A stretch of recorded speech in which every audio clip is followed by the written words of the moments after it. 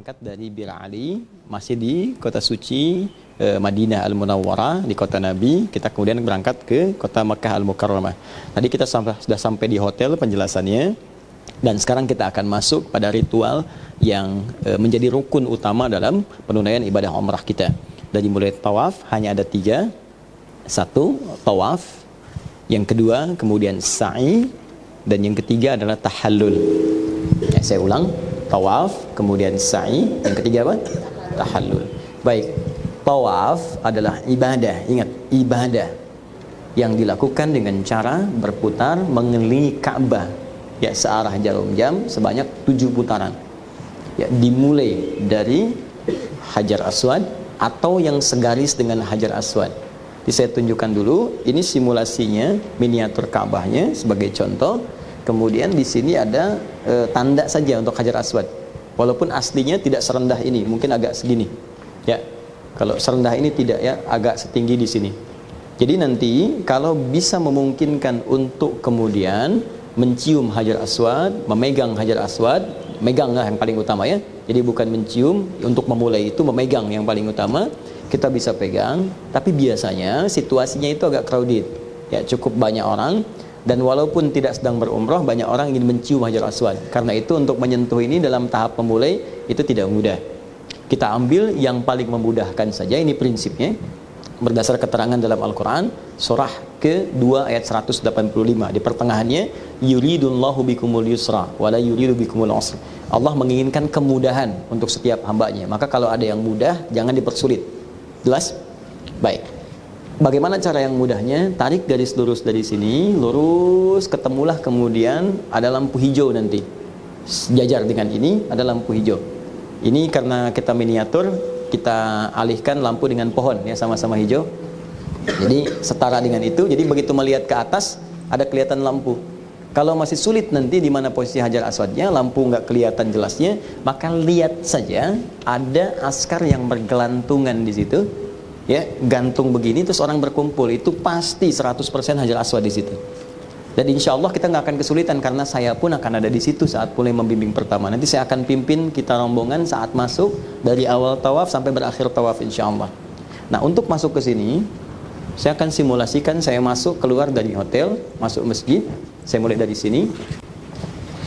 Jadi nanti posisi kita akan masuk dari pintu King Abdul Aziz. Ya, saya ilustrasikan hotelnya. Hotel itu nanti akan ada di posisinya yang sebelah sana, Bu. Ya. Jadi kita masuk keluar, masuk pintu King Abdul Aziz, kurang lebih di sebelah sini pintunya, masuk. Nah, begitu masuk, kita akan masuk, kemudian diarahkan ke sebelah kanan, masuk lorong ke sebelah kiri lagi, kemudian ke kiri lagi, masuk kiri lagi, jadi tembus ke sini, nanti akan dibimbing sama-sama. Baru masuk turun tangga ke bawah. Kita nggak naik ke atas, kita ingin di depan Ka'bah langsung, di pelataran bawah. Ya. Jadi kemudian ketika turun, nah karena turunnya di sini, sementara Hajar Aswadnya kan ada di situ. Ya. Maka kita akan berjalan dulu, nggak langsung tawaf. Begitu kemudian turun tangga, kita akan melihat Ka'bah langsung, persis depan Ka'bah. Nah, saat melihat Ka'bah ini, di situ kami akan ajarkan doa pertama melihat Ka'bah. Jelas? Jadi kita bimbing. Jadi begitu masuk ke masjid, kita juga berdoa, ya. Kita baca doa biasa, Allahumma ftahli wa barahmatik, boleh. Atau kalau mau doa tambahan, ada juga yang diajarkan oleh Umar bin Khattab radhiyallahu taala anhu. Ya, masih ingat doanya? Ada yang hafal? Allahumma antas salam wa minkas salam tabarakta ya dzal jalali wal ikram. Kemudian Allahumma ftah li abwaaba rahmatik. Itu diajarkan oleh sahabat Umar bin Khattab radhiyallahu taala anhu. Jadi masuk masjid kaki kanan, kemudian berjalan, begitu nanti turun tangga atau eskalator, nanti ada eskalator, dua sisinya eskalator, di tengah-tengahnya tangga biasa. Ya, jadi kalau tidak mau rumit, turun tangga biasa saja. Kalau ada kesulitan nanti kita sesuaikan. Kemudian turun tangga, begitu turun tangga kita melihat Ka'bah. Nah, nanti saya akan bariskan, akan berhenti. Jadi tidak akan berjalan dulu, kita bariskan dulu, dibagi kemudian ke dalam 2 atau 3 baris supaya tidak menghalangi orang yang lain. Kalau kelihatan banyak berkumpul, kita akan disuruh pergi nanti. Ya. Jadi kita berhenti dengan cepat, menghadap ke arah Ka'bah. Dan di situ saya akan bimbing dengan doa. Nanti saya bacakan doanya, tapi dari sini saya ajarkan. Sekarang saya posisikan saya di depan Ka'bah. Jadi saya masuk lagi ke sini supaya kelihatan oleh semua. Jadi persis depan Ka'bah, begitu kelihatan, nanti ada doa. Ya, doanya nanti insya Allah saya bimbing.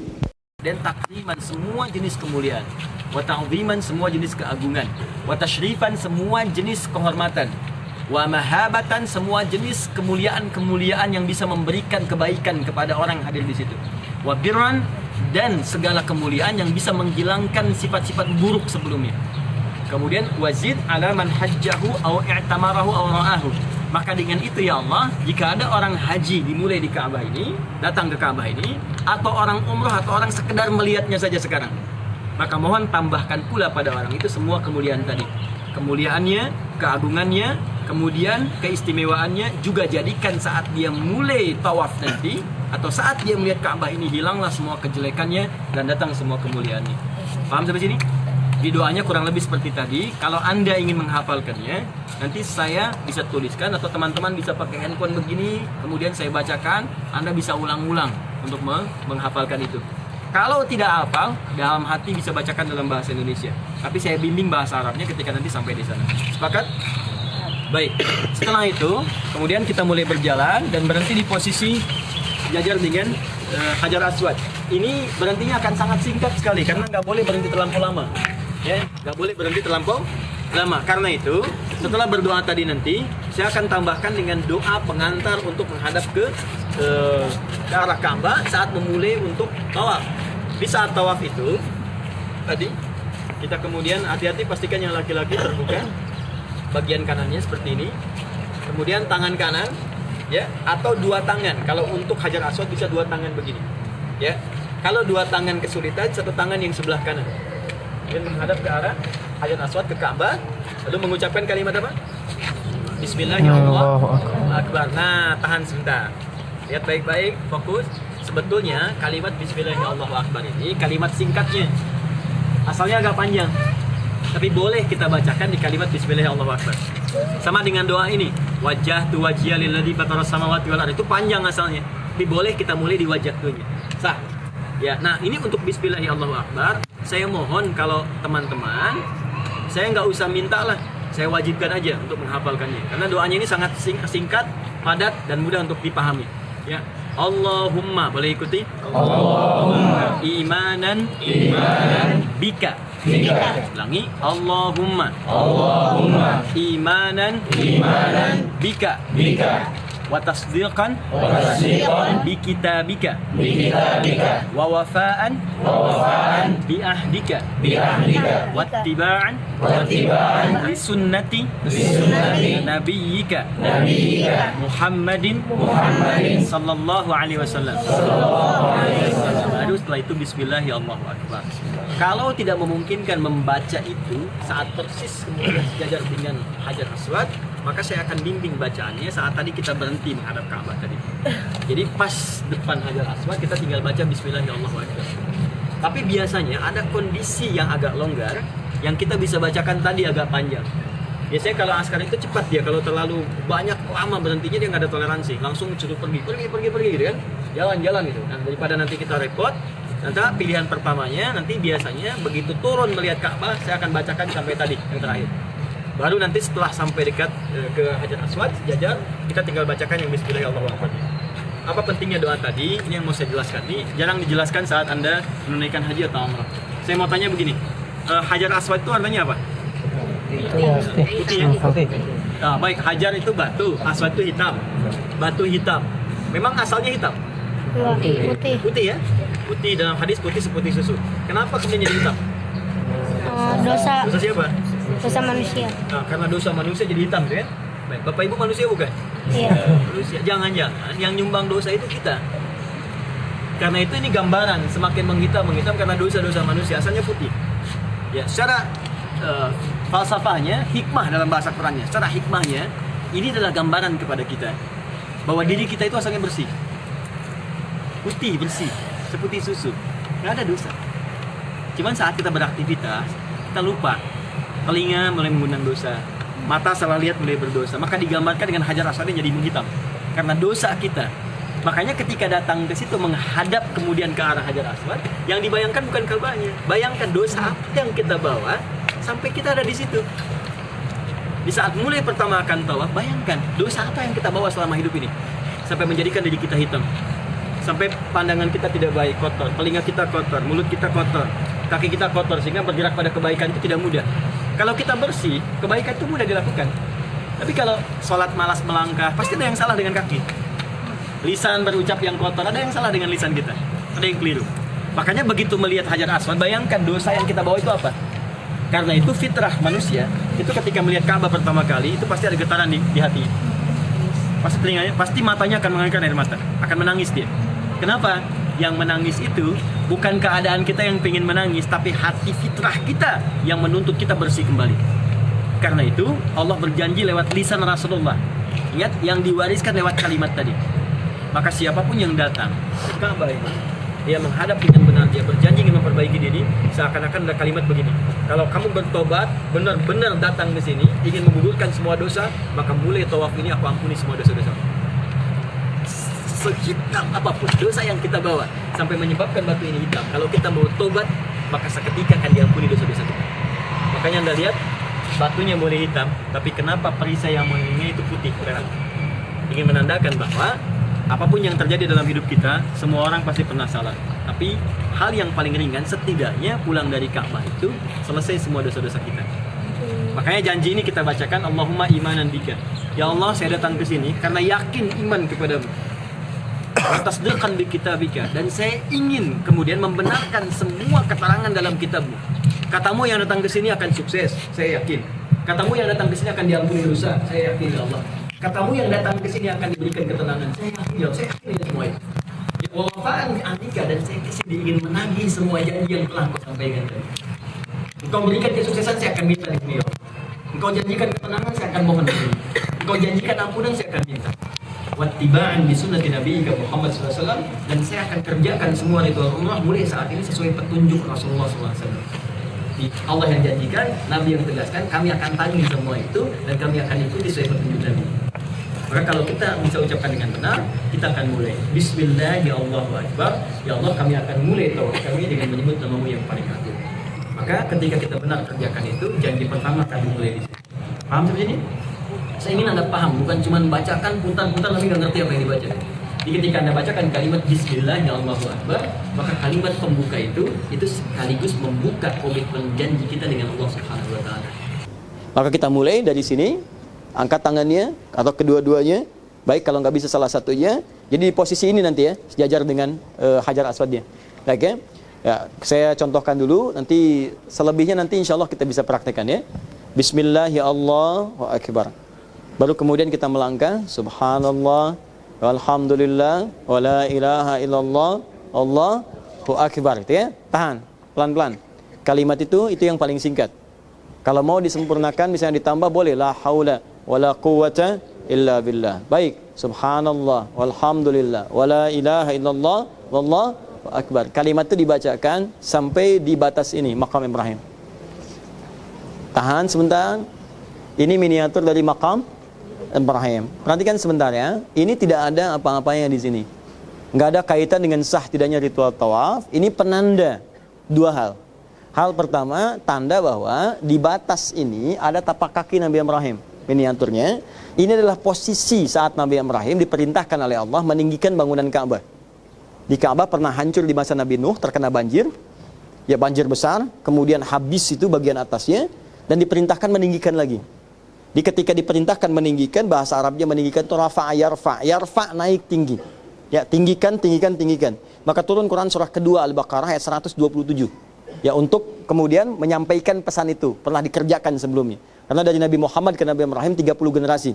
Saya pernah sampaikan dulu, Muhammad SAW bin Abdullah, bin Abdul Muttalib, bin Hashim, bin Abdul Manaf, bin Qusay, bin Murrah, bin Kilab, bin Ka'ab, bin Ghalib, bin Fihir, bin Malik, bin Nadar, bin Kinana, bin Khuzaimah, bin Mudrika, bin Ilyas, bin Nizar, bin Mudar, bin Ma'ad, bin Adnan, bin Adi, bin Adri, bin Muqawwam, bin Nahur, bin Tari, bin Ya'rub, bin Yasub, bin Nabit, bin Ismail AS, bin Ibrahim AS. Di 30 generasi. Nah, peristiwa ini ribuan tahun sebelumnya sudah terjadi. Cuma diturunkan ayat untuk menginformasikan pada Nabi. Turun ayat Quran surah kedua ayat 127. Wa idh yarfa'u Ibrahimul qawa'ida minal bait. Dan ingatlah, pelajari ketika Nabi Ibrahim akan meninggikan kembali bangunan Ka'bah yang hancur di masa Nabi Nuh alaihissalam. Jadi ketika beliau akan mulai mengangkat batu, tapak kaki pertamanya tepat di tapak kaki makam Ibrahim itu. Ya, akan mulai mengerjakannya. Tapak kaki pertama untuk mengangkat sesuatu disebut makam namanya. Maka di situ disebut makam Ibrahim. Ya, makam itu artinya bukan kuburan asalnya. Ya, bukan kuburan. Yuk kemana? Ke makom gitu kan. Kuburannya mana? Bukan di situ. Itu tapak kakinya. Ya, di sini ini pesan pertama. Jadi segi sejarah. Yang kedua dari segi hikmah. Rahasia ini, rahasia makam Ibrahim. Kenapa Anda baca subhanallah, alhamdulillah, ya, kemudian dan seterusnya sampai la ilaha illallah Allahu akbar. Kenapa dibaca cuma sampai sini? Rahasianya ada di Quran surah 19 Maryam ayat 49 sampai 50. Saya ulang, Quran surah ke-19 Maryam ayat 49 sampai ke-50. Secara singkat saja, secara singkat, Nabi Ibrahim itu diuji oleh Allah banyak. Ya, di antara ujiannya, di antaranya ada ujian rumah tangga. Sudah menikah, sudah sekian lama, istrinya malah divonis oleh medis tidak mungkin punya keturunan. Ya, dia maaf Bu, monofos, kemudian mandul juga, dan itu sudah melewati banyak ujian dan istri mendampingi terus. Di kampung setelah menikah, dicela oleh masyarakat, didampingi oleh istri. Diusir dari kampung, dampingi oleh istri. Ya, bahkan saat dibakar pun istri yang kemudian bantu menolong dan sebagainya dengan izin Allah. Didampingin terus, cuma ujian juga berlaku pada istri. Karena istri diponis oleh medis nggak mungkin punya keturunan. Akhirnya apa yang terjadi? Ini yang paling menarik. Nabi Ibrahim mempraktekkan 3 rumus yang diajarkan oleh Allah Subhanahu wa taala, dan rumus ini diajarkan kepada Nabi dan Nabi mengajarkan pada kita. 1, kalau Anda kerjakan 3 rumus ini, maka apapun yang Anda minta, bahkan kalau itu mustahil menurut manusia, itu akan dikabulkan oleh Allah. Kalau kita butuh. Rumus pertama, subhanallah. Rumus kedua, alhamdulillah. Rumus ketiga, la ilaha illallah, Allahu akbar. 3 rumus ini. Baik ya, saya ulang, 3 rumus ini. Subhanallah, saya cepat ya, karena saya setelah ini saya harus langsung siap ke bandara, saya akan berangkat ke Jepara. Jadi tolong betul-betul fokus pada apa yang saya sampaikan. Subhanallah artinya ucapan yang disampaikan sebagai komitmen kita untuk meninggalkan segala hal yang tidak terkait dengan keagungan Allah atau bertentangan dengan sifat-sifat Allah. Contoh, Quran surah kedua ayat 116. Ada orang berkata, wa qalu takhadzallahu walada. Allah punya anak. Bertentangan kan dengan sifat Allah? Ya, tidak benar ya? Maka dikatakan subhana, itu enggak benar. Ya, orang kafir saat itu berkata pada Nabi Muhammad, Tuhanmu gila, bisa memperjalankan hambanya dari Masjidil Haram ke Palestina cuman semalam balik lagi. Maka turun kemudian surah Al-Isra ayat pertama, subhanalladzi asra, subhan. Itu enggak benar. Nah, sekarang banyak sekali kadang kita tidak sadar mengajarkan atau melakukan sesuatu hal yang bertentangan dengan sifat dan keagungan Allah. Paling singkatnya melanggar ketentuan Allah. Pernah nggak begini? Kalau sholat itu perintah bukan? Wajib nggak hukumnya? Kok bisa teman-teman abaikan? Ya kan? Mohon maaf, Anda sedang bekerja, tiba panggilan sholat. Sebetulnya bisa ditunda pekerjaan itu karena tidak mendesak sifatnya. Kenapa Anda nggak sholat dulu? Bahkan ada yang sengaja nonton, ya? Ada yang sengaja mengabaikan, ada yang nunda-nunda, padahal bisa dikerjakan saat itu. Nah, ini ketika Anda ucapkan subhanallah, itu kan nggak tepat gitu. Maka ketika Anda ucapkan subhanallah, maka coba ingat-ingat perbuatan apa yang selama ini kita kerjakan yang bertentangan dengan sifat dan keagungan Allah. Melanggar ketentuan Allah, sering abai, kan? Ya, kadang-kadang kata-kata tidak baik dan seterusnya, itu subhanallah. Begitu Anda bacakan subhanallah, ingat tuh salah apa sih? Dosa apa? Itu maksudnya. Punya dosa apa gitu. Jadi kalau Anda benar subhanallah ya Allah, saya salah ya Allah. Ya, saya salah kepadamu ya Allah, saya begini, saya begitu dan sebagainya. Itu kalau benar diucapkan, itu air mata kita tuh bisa keluar. Dan enak gitu. Nah, saat itulah jatuh ampunan Allah kepada kita. Turun. Ya, yang kedua, walhamdulillah. Saya ajarkan di tafsir kemarin waktu malam Jumat. Alhamdulillah adalah bukti kalimat syukur. Syukur itu artinya menggunakan semua nikmat ya sesuai dengan ketentuan yang Allah tetapkan. Mata syukurnya lihat yang baik-baik. Quran surah 24 ayat 30 31. Telinga dengar yang baik-baik, lisan katakan yang baik-baik, pakaian ini kenakan yang baik-baik. Ya, maaf kendaraan pakai untuk bersyukur, cari nafkah, jangan dibawa ke tempat maksiat. Ya, berangkat ke majlis taklim pakai kendaraannya sebagai syukur dan sebagainya. Sekarang saya mau tanya pada Anda sering minta banyak hal kepada Allah, tapi yang diberikan pun belum disyukuri. Ini banyak yang nulis pakai pena nih. Penanya berapa kali dituliskan pada yang baik-baik? Pernah nggak pena yang dipakai itu tulis untuk misalnya, mohon maaf ya, tulis hadis, tulis Quran, pakai taklim, pakai macam-macam. Berapa banyak pena di kantor yang digunakan untuk catatan duniawi? Padahal dia akan dihisab. Handphone Anda berapa kali bisa mengingatkan kepada ibadah? Pernah nggak setting alarm untuk tahajud? Pernah nggak nulis status yang baik-baik? Ini kan banyak sebetulnya. Ya, sendal pernah nggak dipakai untuk ke majelis taklimat? Jangan-jangan cuma dipakai untuk olahraga saja. Olahraga dipakai untuk jalan dan sebagainya. Itu aja yang dihisab, belum bisa kita pertanggungjawabkan saat ini. Apalagi di akhirat nanti. Dan Anda masih berani minta yang lain. Ada orang minta mobil, motor aja belum dipakai untuk ibadah, udah minta mobil. Ada orang minta pakaian yang ada aja belum pernah dipakai ibadah. Maka dari itu, saat Anda mengucapkan Alhamdulillah, ya Allah, Alhamdulillah, Subhanallah, Walhamdulillah, ingat-ingat nikmat apa yang telah Allah berikan kepada kita, kita syukuri, sekaligus yang belum kita maksimalkan, kita istighfari di situ. Dalam hati kita. Jangan dicampur dengan bacaan. Di bacaan itu cukup yang tadi, Subhanallah, Walhamdulillah. Kalau benar yang kita ucapkan ini dari hati kita, dan mengingat nikmat tadi, Subhanallah, Subhanallah, Walhamdulillah, begitu Walhamdulillah kita ingat nikmat ayah, nikmat ibu, terima kasih ya Allah, nikmat istri sehat, suami sehat, nikmat anak-anak, subhanallah, alhamdulillah, nikmat. Sampai di situ, maka berlaku hukum Quran surah ke-14 rahasianya, ayat ke-7. La in syakartum. Nah, kalau engkau berkomitmen untuk bersyukur dari nikmat yang aku berikan, maka aku akan tambahkan. Ya, kata Allah, aku akan tambahkan. Jadi begitu kita syukur, nikmat ditambahkan. Paham? Wala ilaha illallah, Allahu akbar. Ini yang terakhir, begitu kita sudah subhanallah, kemudian walhamdulillah, maka komitmen terakhir yang Allah minta, sudah jangan pertuhankan yang lain kecuali Allah, dan agungkan Allah saja bukan yang lain. Jadi kalau benar tawaf setelah ini, kita berjanji, ya Allah, mulai hari ini saya akan jadikan yang agung hanya Engkau saja. Jadi tidak ada handphone hu akbar, WhatsApp hu akbar, tidak ada Instagram hu akbar, tidak ada pekerjaan hu akbar. Semua kalau sudah bertentangan dengan hukum Allah, ketetapan Allah, maka Allah yang paling utama. Jelas? Oke, misal sekarang sedang main handphone, ada panggilan sholat, bahkan panggilannya lewat azan, ingatkan Allahu Akbar, Allahu Akbar. Anda baca di sini wala ilaha illallah, Allahu Akbar. Engkau yang paling agung. Sekarang dibuktikan. Kalau tawafnya benar, maka semua panggilan Allah akan nomor satu. Sepanjang kita punya kemampuan mengerjakannya. Maka komitmen di situ, ya Allah, saya nggak akan tuhankan yang ini kecuali Engkau saja. Engkau yang Tuhan. Maka tidak ada lagi kemudian kita perilaku-perilaku yang menyimpang dari itu. Nggak ada kata-kata semua agama sama, menuju Tuhan yang sama, cuma caranya beda-beda, itu nggak akan ada. Kita bekerja dengan baik, ikuti hukum-hukumnya, tapi tetap nomor satukan Allah dalam kehidupan kita. Kalau itu benar semuanya, maka apa yang terjadi? Nabi Ibrahim melakukan semua itu. Dan itu tidak mudah melakukan itu.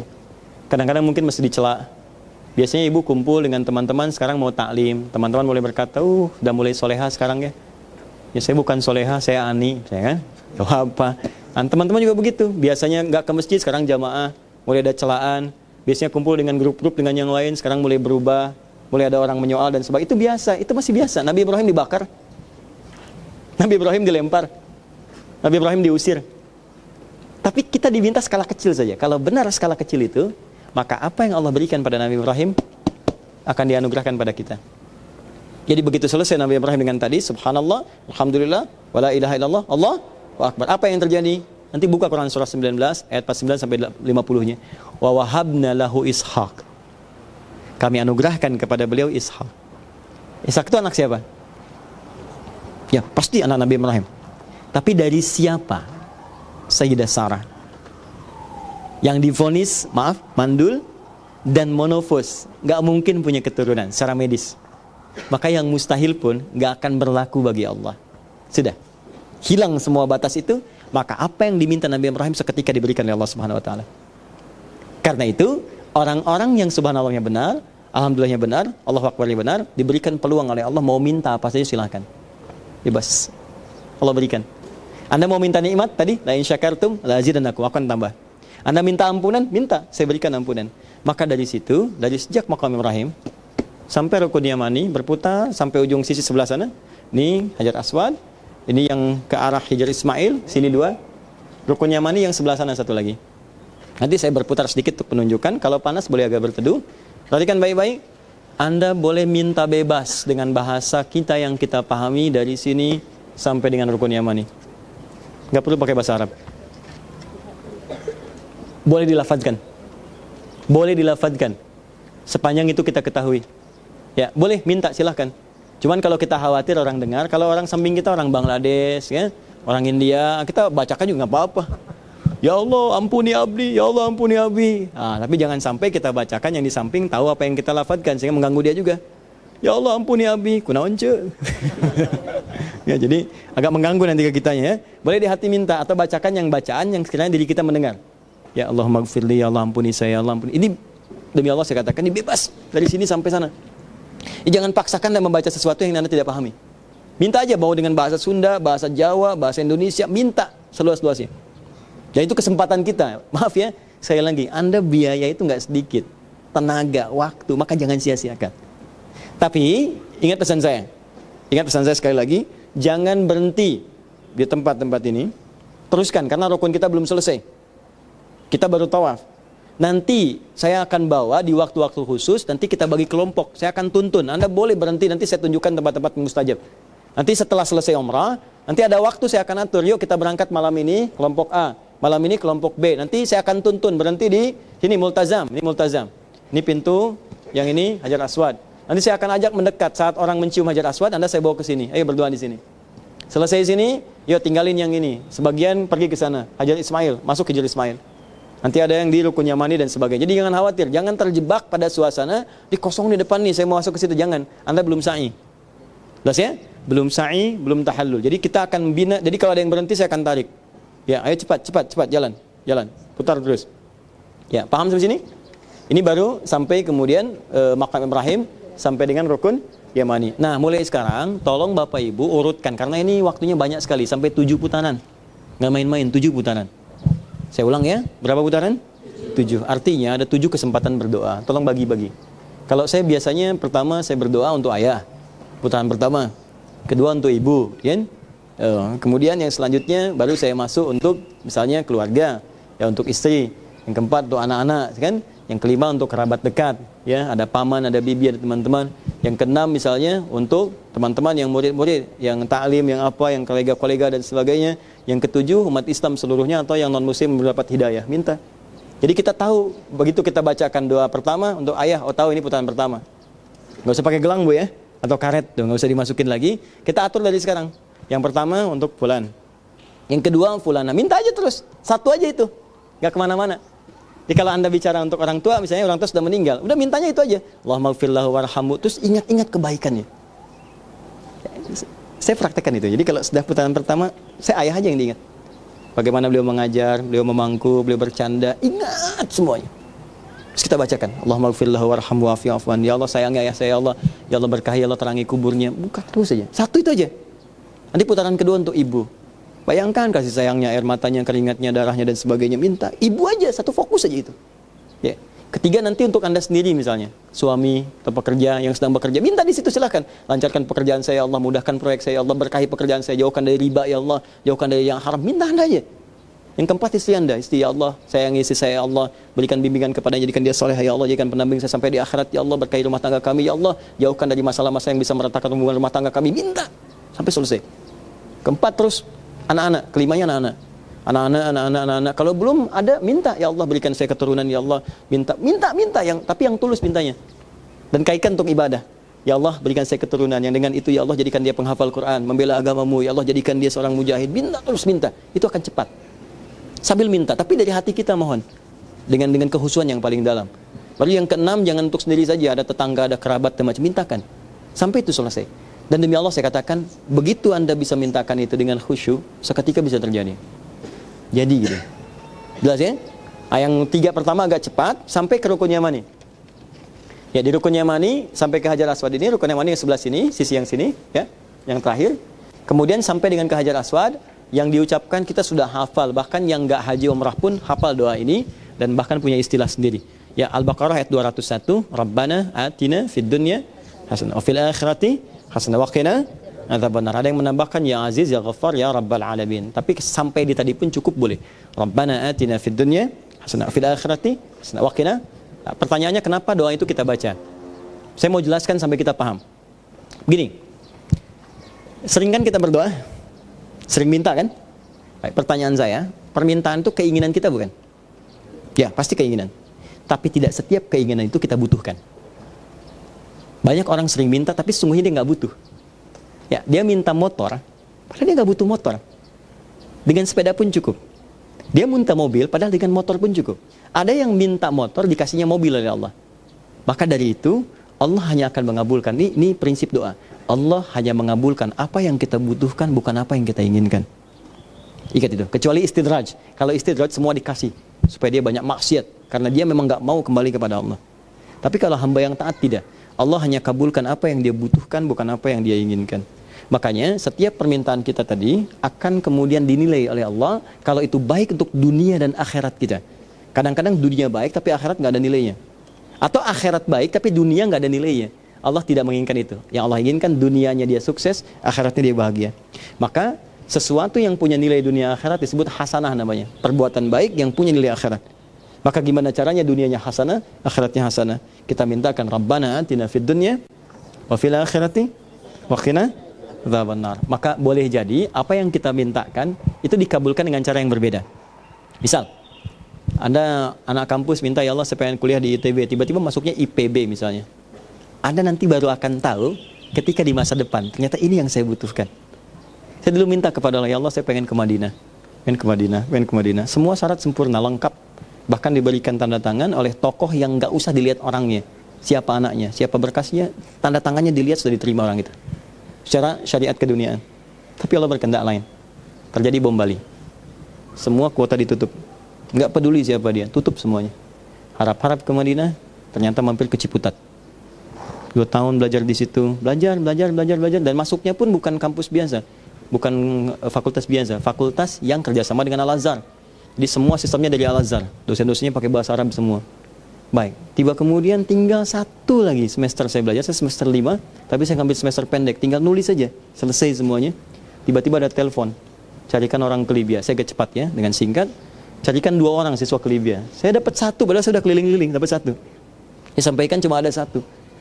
Kata guru saya, kenapa nggak kamu aja temani berangkat? Saya niat nemani, hanya nemani saya balik lagi. Tapi begitu ke sana, saya dapatkan ini yang saya cari. Saya sangat mencintai Al-Quran. Dari sejak kecil, saya cinta sekali dengan Al-Quran. Dan saya ingin paham Quran. Maka ternyata untuk memahami Al-Quran, kalau menghafalkan dimanapun bisa. Tapi untuk paham Quran, mesti mengerti bahasa Quran. Dan tidak ada kampus paling baik untuk memahami bahasa Quran kecuali di Libya pada saat itu. Kuliah dakwah. Maka ternyata dari Libya itu, saya diantarkan ke Mesir. Saya diantarkan ke Saudi, sampai ke Madinah, sampai ke Ummul Qura, sampai masuk ke Ummul Qura-nya, sampai lihat, sampai belajar lagi tempat lain. Ternyata Masya Allah teman-teman sekalian, kita menginginkan sesuatu, Allah jalankan dari tempat lain dan semua dapat di situ. Nggak terbayang kalau saya ke Madinah, saya nggak mungkin bisa ke Libya. Nggak mungkin bisa singgah di Mesir dan sebagainya. Dan dapat itu. Kadang-kadang Anda minta proyek yang A, Allah kasih proyek B. Ya Allah saya pengen pekerjaan ini, Allah kasih yang lain. Kalau sudah begitu, Anda ikuti dulu saja. Nanti di belakang Anda akan tahu ternyata hikmahnya seperti ini. Nah, jadi Anda minta dunia, Allah berikan dunia dan akhirat. Itulah poinnya kenapa kita baca Rabbana atina fid dunya hasanah fil akhirati hasanah wa qina. Baik, saya tutup sebentar. Tawaf itu akan mengajarkan kita bagaimana bersikap selama hidup di dunia. Berapa kali tadi? 7 kali. 7 kali kan kita putar-putar kan? Tapi sambil zikir kan? Sambil tasbih kan? Maka kalau orang umrahnya benar, pulang dari umrahnya itu kembali ke tempatnya, maka dia tidak hanya sekedar berputar-putar selama 7 hari sepekan. Semua pekerjaannya akan dia salingkan dengan zikir di dalamnya. Jadi ketika dia kerja, subhanallah, dijaga. Alhamdulillah, sholatnya, segalanya dijaga. Jadi kalau Anda pulang dari umrah, semangat tawaf ini hilang, ada yang salah dalam hidup Anda. Orang tawaf gak boleh saling sikut jalan, walaupun berdesakan. Gak boleh karena untuk urusan cium hajar aswad, Anda pasang joki. Ya, ayo pak, begitu selesai bayar, ribut di situ. Ya, itu spirit. Makanya kalau pulang dari sini, nggak boleh Anda pulang ada proyek nyogok orang hanya sekedar mendapatkan proyek. Nggak boleh saling sikut untuk mendapatkan sesuatu yang rezeki itu udah diatur. Apalagi saling menyingkirkan, menyungkurkan hanya sekedar untuk mendapatkan sesuatu dalam urusan dunia, itu spiritnya. Jangan sampai saling sikut dalam urusan rumah tangga karena semuanya ibadah. Ya, jangan saling menyingkirkan, menyungkurkan, mengeksplorasi kesalahan masing-masing. Semua orang pasti punya salah. Itu poin pertamanya. Paham? Oke, kalau sudah, kita kemudian masuk sa'i. Mana batasnya? Oke. Safa Marwah. Ibu jangan bergeser. Ikhwan bisa pindah fokus melihat ke sini. Saya akan pindah ke sebelah sini. Marwahnya ini. Sofanya mana? Mas Hanif, ini sofanya. Baik. Boleh kok sambil duduk, boleh. Sebelah sini boleh. Sebelah sini. Yang teduh, boleh. Sebelah sana boleh. Bebas. Yang penting kedengaran suara. Ini sofa. Itu marwah ya. Baik. Sekarang perhatikan. Itu Hajar Aswad. Nanti kalau posisi Masjidil Haram, kita dari sini berarti ini Masjidil Haramnya, ini Hajar Aswadnya. Nanti keluarnya begitu kita selesai 7 ya. Ada satu yang tadi saya ingin sempurnakan dulu. Perhatikan, 3 putaran pertama itu cepat. Kalau laki-laki sambil berlari kecil, perempuan jalan cepat.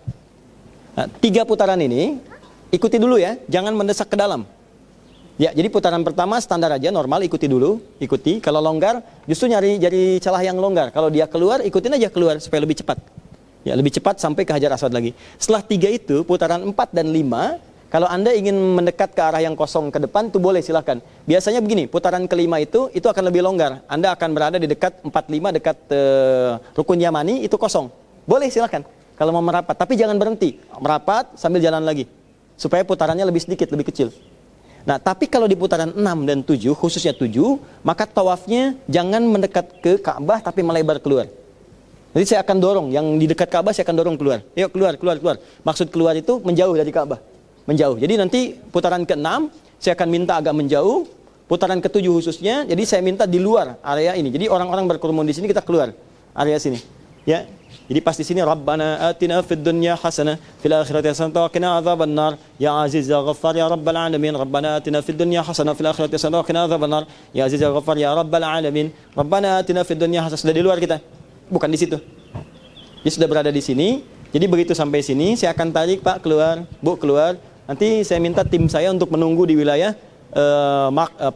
sudut untuk sholat 2 rakaat. Jadi nanti teman-teman begitu keluar nanti akan diarahkan, Bu, ke sini, Bu, Pak, ke sini, Pak. Udah, langsung sholat 2 rakaat. Sholat. Ini keluar dari sini.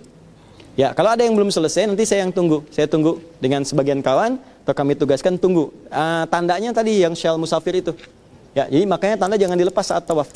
Nanti kita akan ketahuan. Biasanya kalau belum ketemu, saya akan putar juga sama ikut muter. Dia akan kelihatan nanti ada di mana. Ya, nanti setelah selesai, semuanya akan diminta keluar. Sholat dulu 2 rakaat. Dan tolong jangan sholat di luar area lingkaran ya. Biasanya kan suka ada garis, kemudian ada semacam portal kecil ya. Nah itu di belakangnya disekat untuk sholat di situ. Di belakang Maqam Ibrahim, persis di sini. Ya, nanti ada daerah perempuan, ada laki-laki. Ya, perempuan nanti biasanya agak di belakang, Bu, agak ke belakang, tarik garis lurus, laki-laki di sebelah depannya. Ada lagi yang area perempuan sampingnya, laki-laki di sampingnya lagi, boleh. Dan jangan paksakan ya. Jangan sampai saya pengen mendekat Maqam Ibrahim, langsung sholat di situ. Tiba-tiba ada askar, ibu, keluar. Ini ujian ya Allah. Ini ujian. Bukan ujian, salah. Ya. Jadi kan ujian tapi salah. Jadi ke belakang, sholat di belakang garis. Ya, paham ya? Tapi poinnya, tarik garis lurus jajar dengan Maqam Ibrahim. Ya, tarik garis lurus, silakan sholat, bacakan jangan yang panjang-panjang. Boleh yang pertama, rakaat pertama boleh Al-Kafirun, yang rakaat keduanya pakai Al-Ikhlas. Ya, atau kalau hafal misalnya boleh Al-Baqarah 125 dan 126 juga tidak ada masalah. Ya, jelas sampai sini? Baik, kalau sudah jelas, dari sini kita akan kumpul. Biasanya saya akan minta minum air zam-zam dulu. Air zam-zam dulu, nanti di belakang tempat sholat itu ada air zam-zam. Boleh silahkan minum dulu. Kalau sudah minum, sudah enak, yuk kita sa'i. Berangkat kita sa'i. Jadi nanti keluar dari sini, dari tempat itu, Hajar Aswad, setelah sholat selesai, kita akan berputar ke belakang, baru naik kemudian ke Bukit Safa. Nanti dari Bukit Safa saya bimbing naiknya, kita akan baca mulai dari Innas Safa wal Marwata, susun lagi, usapnya dengan baik, sampai ke atas Bukit Safa. Secara singkat begini, di Bukit Safa Marwah ini, pertama yang harus dilakukan, ini ingat, yang teman-temannya ya kawan, ingat baik-baik. Saya mungkin tidak akan mengingatkan kembali, tapi akan langsung menepuk pundaknya. Ya. Ini kan terbuka begini kan, saat tawaf ya. Nah ini hanya tawaf saja. Saat sa'i balikin lagi. Ya, saat sa'i tutup lagi, begini. Ya, ingat saat tawaf bukan begini. Saat sa'i tutup lagi begini. Paham? Baik, awas, ini penting sekali karena tidak boleh terbuka bagian untuk sa'i, ya, bagian untuk yang tangan yang sebelah kanan.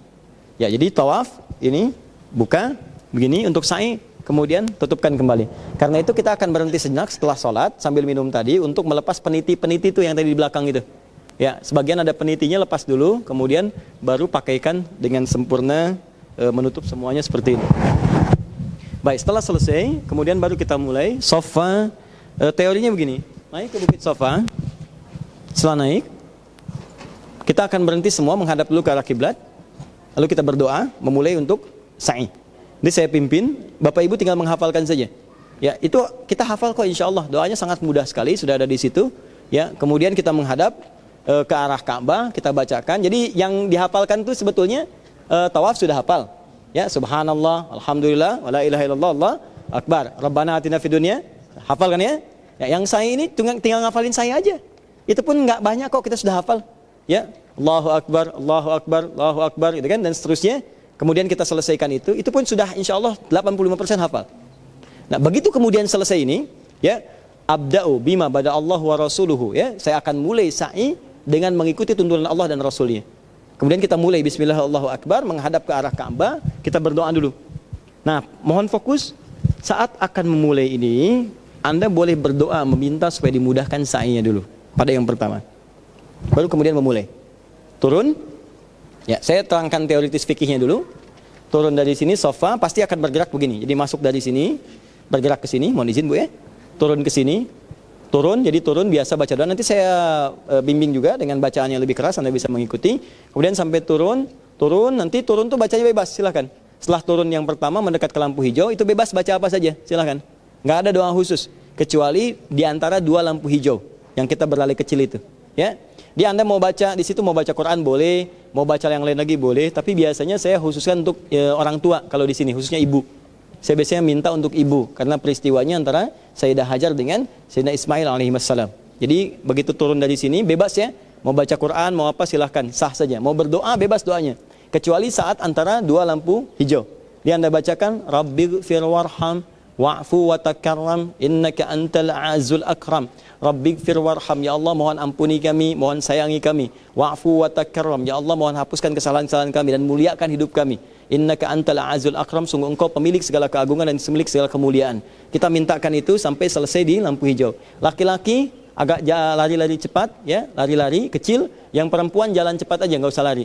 Perempuan tidak perlu lari ya, jalan cepat saja. Jalan laki-laki berlari kecil. Paham? Baik. Lepas dari lampu hijau ini jalan lagi seperti biasa, berdoa lagi. Kalau bisa susun doanya sampai, saya mohon maaf ya, saya naikkan ke atas gini. Tapi saat saya tidak begini ya. Nah, kemudian Anda bacakan seperti biasa sampai ke naik Bukit Marwah. Jadi Marwah pasti akan dari sini ke kanan. Ya, sampai dari kanan ini, kemudian kita akan ke kiri ke sini. Ya. Begitu ke kiri ke sini, itu berhadapan dengan Ka'bah. Kita minta lagi menghadap Ka'bah dulu. Jadi bukan numpang lewat ya. Menghadap ke Ka'bah lagi, berdoa lagi. Di posisi Ka'bah nanti akan ada di sebelah kiri. Ya, sebelah kanan, maaf, kanan. Kanan Bukit Marwah. Dan sebelah kiri kalau dari sana untuk ke Bukit Safa.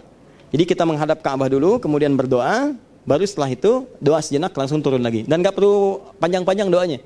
Minta aja, misalnya ya Allah kabulkan doa saya tadi, ya Allah kabulkan doa saya tadi, turun lagi. Ya, lu baca lagi kemudian doa-doa yang standar. Turun sampai ke sofa lagi, dihitung berapa? 2 ya, jangan terlalu soleh ya.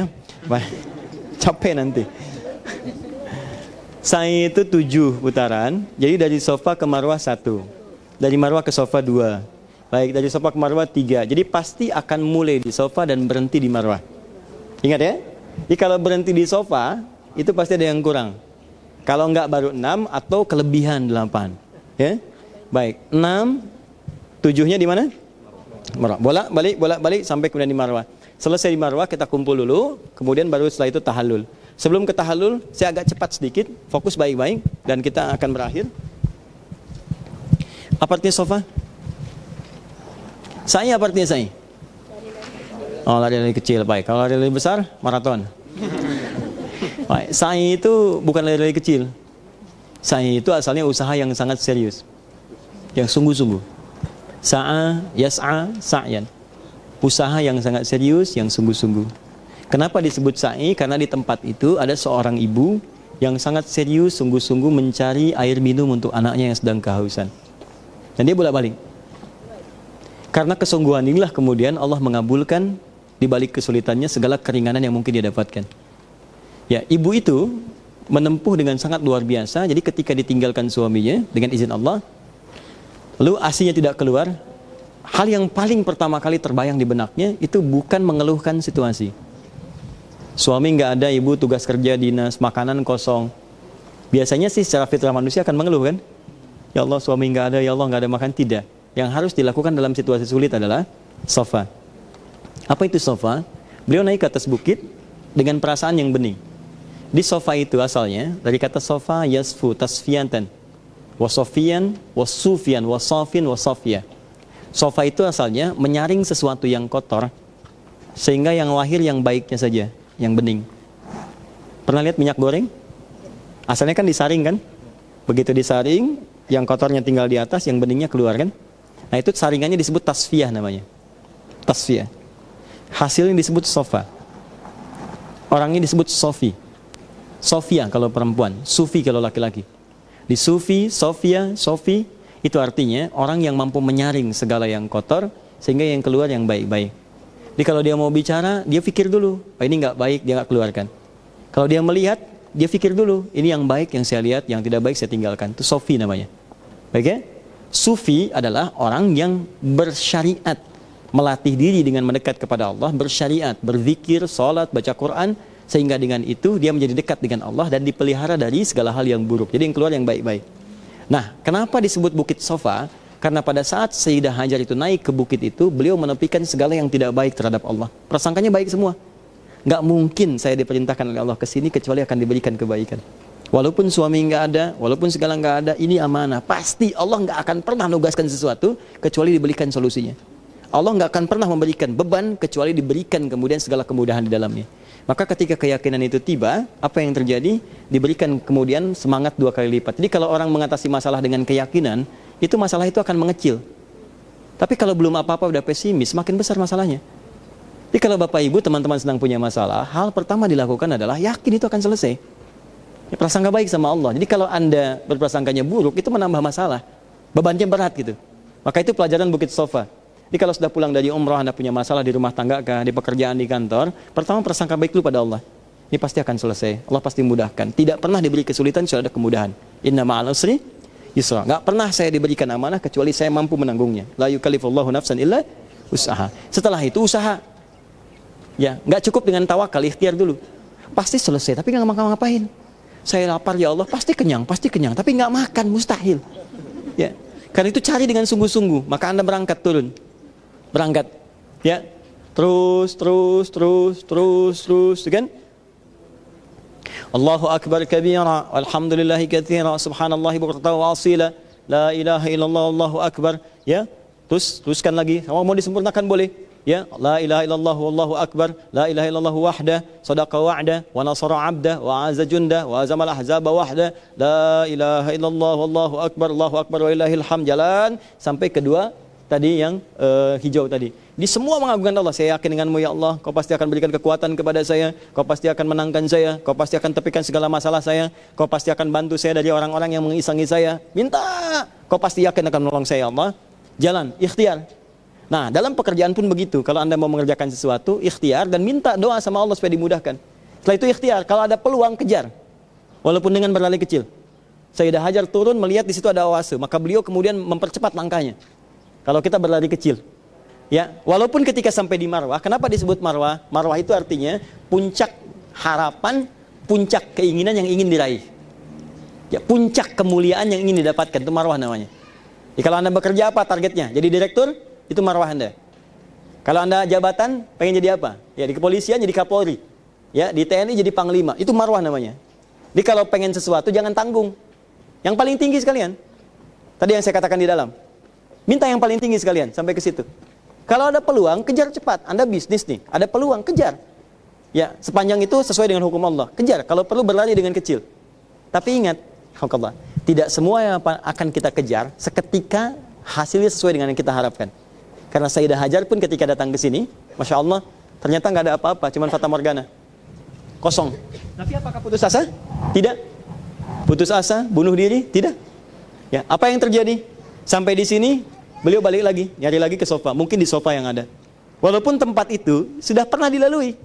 Ini yang menarik. Kadang-kadang kan saat Anda nyari alamat, putar ke situ-situ juga kan? Ternyata yang dicari di sampingnya ya Allah. Kan? Tapi kan ketika menemukan itu ada keindahan ya. Balik kemudian ke Marwah, balik lagi ke sofa. Balik ke Marwah, balik ke sofa. Jadi ke sini semangat, ke sana semangat. Tahu apa yang terjadi? Begitu Anda ke sini dan terakhir kemudian di Marwah, beliau sedang sampai Marwah tiba-tiba mendengar anaknya menangis. Dan tangisannya semakin kencang.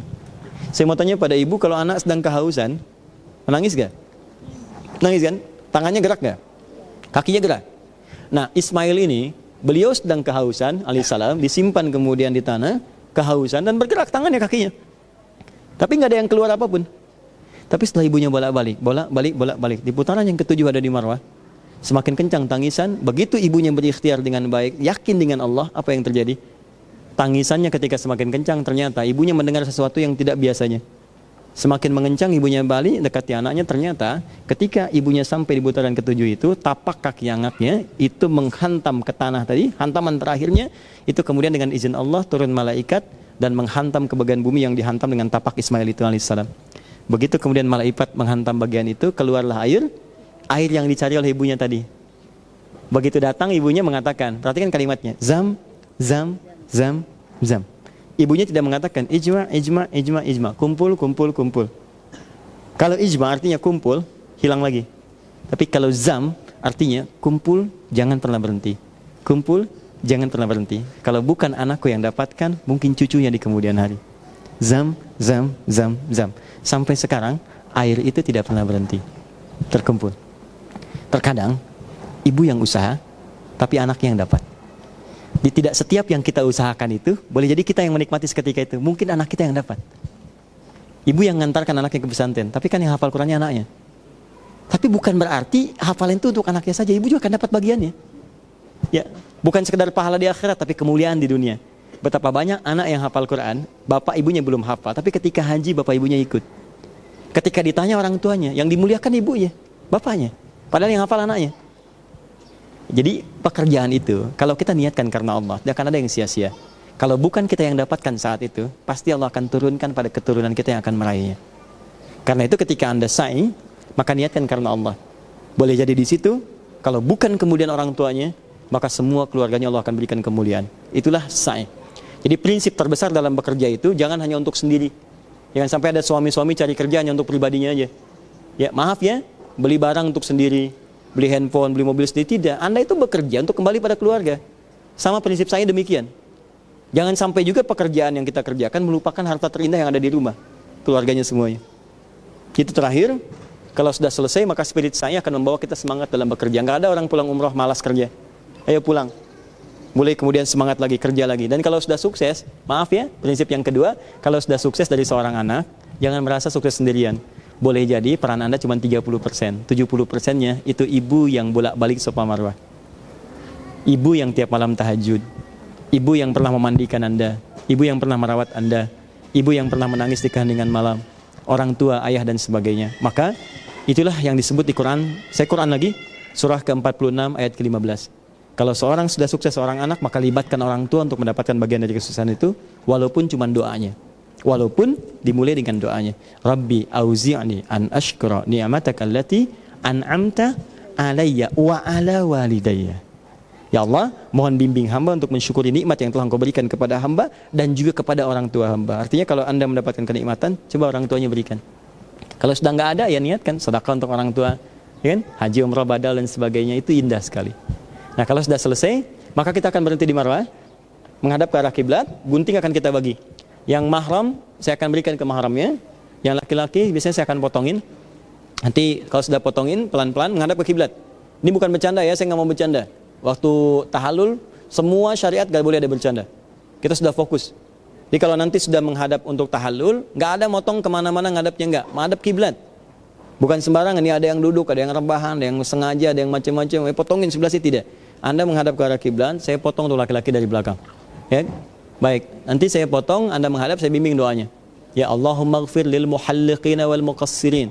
Allahumma ghfir lil muhalliqina wal muqassirin. Ya Allah, mohon anugerahkan ampunan kepada orang yang telah dicukur habis ini ataupun dipotong sebagiannya. Ya muhalliqin cukur habis, muqassirin potong sebagian. Paham? Baik, kenapa disebut tahallul dari kata halal? Halal artinya boleh. Tahallul menjadi boleh. Ya, lepas, kosong. Itu secara fikih biasa. Artinya, kalau sudah tahallul maka boleh mengerjakan apa yang tadi dilarang lagi. Ganti baju sudah boleh, kan? Silakan. Mau potong kuku lagi, boleh. Silakan. Sampai nggak ada kukunya terserah. Ya. Mau cari yang lain, boleh. Sekarang udah bebas, boleh. Itu secara fikih. Tapi secara hikmah, halal berasal dari kata al-hillu. Hillu, sesuatu yang lepas. Nih, kalau orang Arab itu ada benang. Benang itu kusut. Pernah lihat benang kusut? Dan diurai sampai lurus lagi. Nah itu kalau sudah lurus, maka orang Arab mengatakan hilul ahbal. Benang yang kusut tadi telah lurus kembali, selesai masalahnya. Kalau ada orang punya masalah, kemudian masalah itu diurai sampai selesai, maka orang Arab mengatakan hilul mushkilah, selesai masalahnya.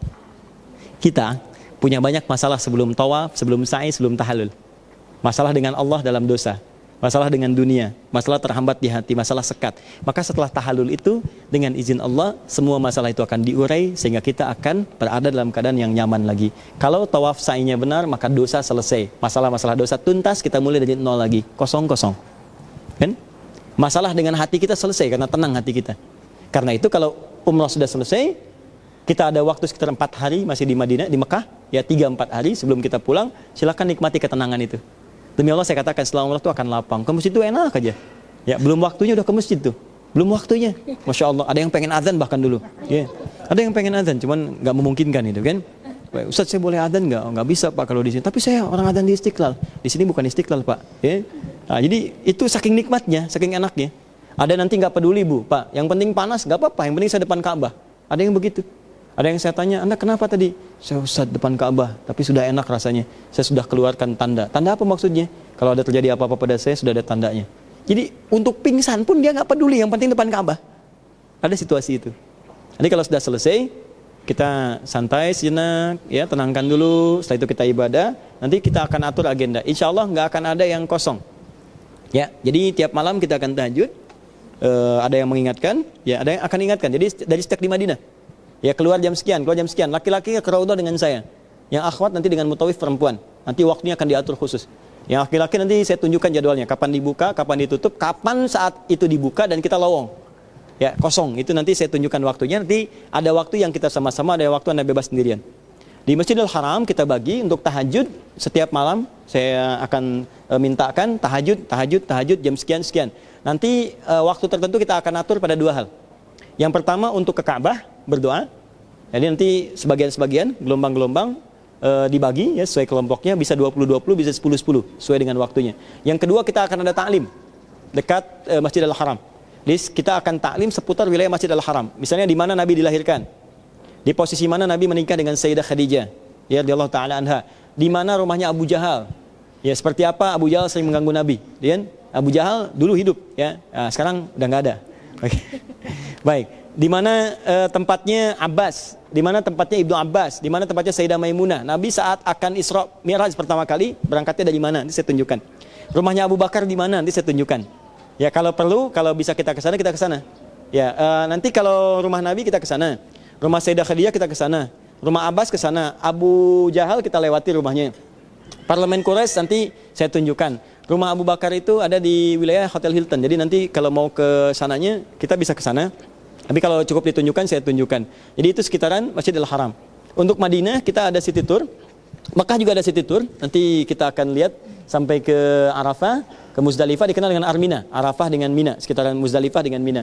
Di Madinah kita akan city tour, kita akan lihat-lihat juga. Ada nanti Jabal Uhud, kita akan ta'lim di situ sebentar. Kemudian juga ada Jabal Nur, kita akan lewat ya, Bukit Cahaya, terima wahyu. Kemudian ada beberapa tempat yang lain kita akan singgahi, termasuk juga nanti ada Masjid Qiblatain, kita nanti akan datangi, dan hukum-hukum terkait itu saya terangkan saat ada di sana. Ya, ke Qiblatain wudunya di mana? Apakah di masjidnya atau di hotel dan seterusnya nanti saya terangkan. Yang terakhir, kalau ada yang mau dibeli di sana dicari, Anda boleh tulis dari sekarang di sini. Nanti saya arahkan di mana tempatnya. Ustaz saya pengen jubah yang bagaimana?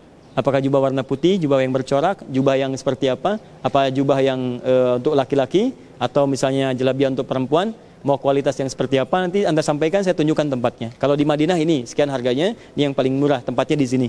Ya kalau yang di laki-laki di sini. Kalau nggak ada di Madinah ada di Mekah. Nggak ada di Mekah, di Jeddah kumpul. Jeddah, jadi Jeddah biasanya agak lebih murah. Nggak ada di Jeddah jangan khawatir, Tanah Abang banyak. Jadi bahkan Anda bisa dapatkan sekarang sebelum berangkat supaya nggak usah pikirin itu lagi. Ya. Terakhir kita ke sana mau ibadah, bukan mau belanja, bukan mau ngobrol, bukan mau macam-macam. Mohon maaf kalau di sana nanti ada yang saya tegur kalau keluar dari rel yang telah ditetapkan, karena saya sayang dengan Anda. Jadi kalau saya sedang tegur, artinya saya menyayangi Anda. Ya, artinya saya ingin ibadah kita sempurna. Saya tidak ingin pengorbanannya sia-sia. Ada tenaga, sekali lagi waktu, ada biaya dan semacamnya. Dan saya tidak ingin semua itu kemudian tidak punya nilai di hadapan Allah Subhanahu Wa Taala. Jika ada yang kesulitan harus menggunakan kursi roda di sana, ada nanti ya ada tempatnya, ada bagiannya, dan insya Allah juga nanti kita kan ada mutawif, ada yang lain juga, jadi nanti bisa dibantu untuk tawafnya, dan bisa nanti kemudian untuk dorongnya dan sebagainya. Jangan khawatir, tapi sekarang pikirkan semua yang baik-baik aja, yang tenang-tenang, dan semua sehat insya Allah. Baik, silahkan Bu. Ustaz, ini anak saya titip, dia berangkat sendiri, tidak apa-apa ya Ustaz? Boleh, yang mana Bu? Buktinya? Baik, oh iya, baik, khair insya Allah, khair. Baik, ada lagi yang lain? Cukup? Baik, kalau sudah cukup saya kira sekarang istirahat. Masih ada 12 hari. 12 hari ini masih panjang, jaga kesehatan baik-baik. Ini cuacanya sedang gak ada yang bagus, gak bagus dari Allah, semuanya bagus. Semuanya bagus, semuanya baik, dan semuanya mulia. Tinggal kita aja yang menyesuaikan diri seperti apa menjaga kesehatan. Itu satu. Yang kedua, tolong latih secara ritual supaya kondisi kita lebih baik ketika sampai di sana. Saya minta tolong setiap malam sholat, kemudian baca Quran. Kalau bisa mulai menghafal dan niatkan. Dan nanti minta saat di Mekah, di Madinah, minta yang baik-baik. Untuk yang Raudhah nanti saya juga bimbing, tadi saya katakan. Untuk yang di Masjidil Haram nanti saya juga tunjukkan. Kalau Allah menghendaki. Kalau terjadi apa-apa, ya Allah berikan yang terbaik untuk semuanya insya Allah. Ada lagi yang lain? Baik, tidak ada? Itu satu, semuanya? Baik, kalau tidak ada, saya kira cukup untuk hari ini. Ya, sekali lagi, kalau ada hal-hal yang sifatnya baik, silahkan diteruskan. Kalau ada yang hal-hal yang salah, itu mutlak dari saya minta maaf, dan semoga Allah memberikan kemuliaan pada Bapak Ibu dengan memaafkan itu, dan semoga Allah mengangkat derajat Bapak Ibu sekalian dan membalas dengan pahala yang berlipat atas apa yang telah diikhtiarkan, dan jaga keikhlasan insyaallah. Allahumma rabbana atina fid dunya hasanah wa fil akhirati hasanah wa qina adzabannar. Taqabbal minna innaka antas samiul alim wa tub alaina innaka antat tawwabur rahim. Allahumma yassir lana wa la tu'assir alaina. Allahumma yassir lana wa la tu'assir alaina waj'al umratana umran mabrurah waj'al tijaratan tabura.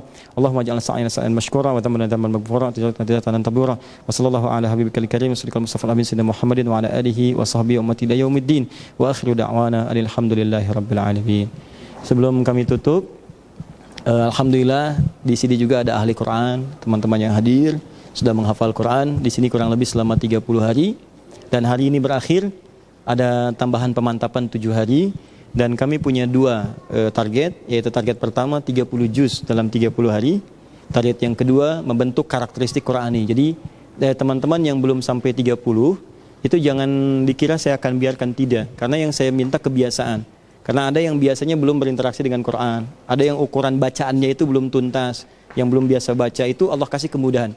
Itu kalau Anda misalnya udah dapat 5 juz, 6 juz, 8 juz, 10 juz, 16 juz, alhamdulillah. Ada kepala cabang bank, saya nggak perlu sebutkan, bank syariah, itu ikut libur, cuti untuk menghafal Quran. Dari nol sama sekali nggak pernah, jarang-jarang baca. Dapat beliau dikasih oleh Allah 16 juz selama 30 hari itu. Itu pembuka. Tapi yang belum sampai 30, Anda jangan khawatir. Anda ketika nanti akan pamit, saya akan berikan catatan. Di situ ada rumus untuk terus murojaah sampai 30. Dan nanti kami akan undang setiap sebulan sekali datang untuk setoran. Jadi saya tidak akan biarkan yang pernah terdaftar, dia harus sampai 30 juz. Walaupun mungkin waktunya 2 bulan atau 3 bulan, tapi tetap akan sama. Nanti insya Allah akan ada wisuda akbar, yang 30 juz ini nggak akan berhenti juga. Ada 2 lagi, pertama ngambil sanad, kalau perlu sampai 7 atau 10 riwayat. Yang kedua nanti kita akan isi dengan ilmunya. Nanti ada ta'lim-ta'lim khusus untuk yang telah sampai. Saya langsung pamit ya, karena saya harus langsung ke Jepara, saya harus langsung ke bandara. Jadi mudah-mudahan Allah muliakan Anda semuanya. Saya mohon pamit, terima kasih. Assalamualaikum warahmatullahi wabarakatuh.